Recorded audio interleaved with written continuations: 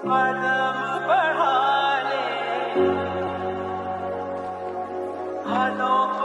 রে ভাই, গাছ আপনার নেই? ও ভাই, অবশ্যই গাছটা তো আমার। তাহলে আমি আপনার সামনে আম পারলাম, আপনি আসেন কেন?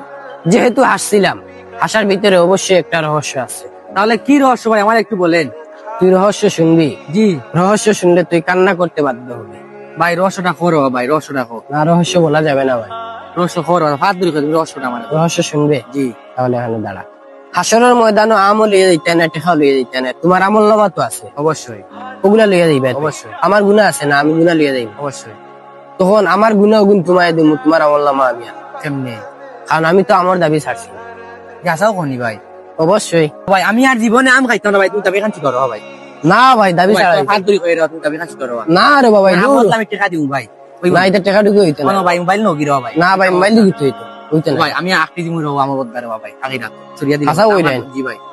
তাহলে দাবি ছাড়িয়ে দিলাম। আর কেউ গাছের আম খাইও না। আর আম খাইতাম না ভাই। হ্যাঁ, ঠিক আছে, যাও। আল্লাহ।